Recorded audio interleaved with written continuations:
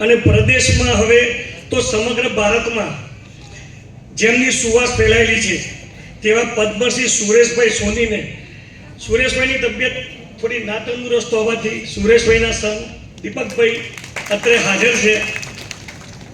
દીપકભાઈ, સુરેશભાઈએ જે સેવા કરી છે ને એનું કોઈ કમ્પેરિઝન નથી. આખી જિંદગી સુરેશ બધા જાણે છે આપણા એરિયામાં, તો આખી જિંદગી અમને હોમી દીધી છે.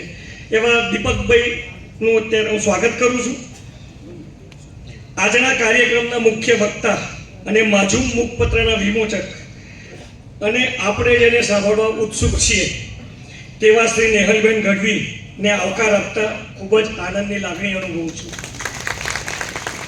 નેહલબેનનું નામ ગુજરાતના શ્રોતાઓ માટે અજાણ્યું નથી.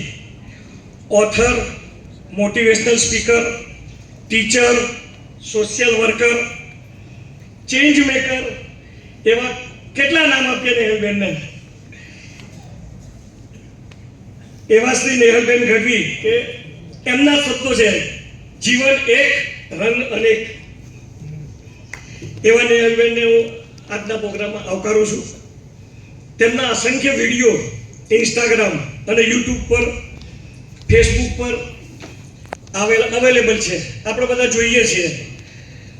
બેન, હું પણ આપનો એક ફોલોવર છું અને મોરારી બાપુની ભાષામાં કહું તો ફ્લાવર છું. તેમની વાણી સામાન્યને મોટિવેટ કરે છે. આજે તમામ શ્રોતાઓને મોજ પડશે અને જીવન જીવવાનો એક નવો રાહ મળશે તેની હું ખાતરી આપું છું.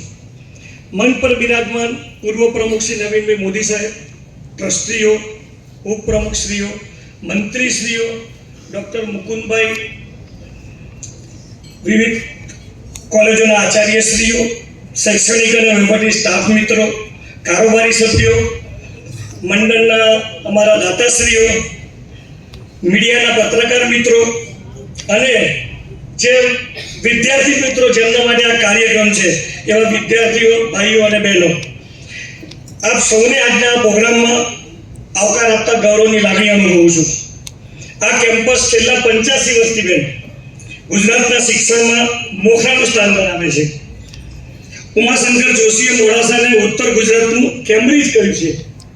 એકદમ સત્ય છે. પુનઃ સભામાં બિરાજમાન સૌ આપશ્રીને આજના આનંદોત્સવ પ્રસંગે આનંદપૂર્વક આવકાર આપું છું. જય હિન્દ.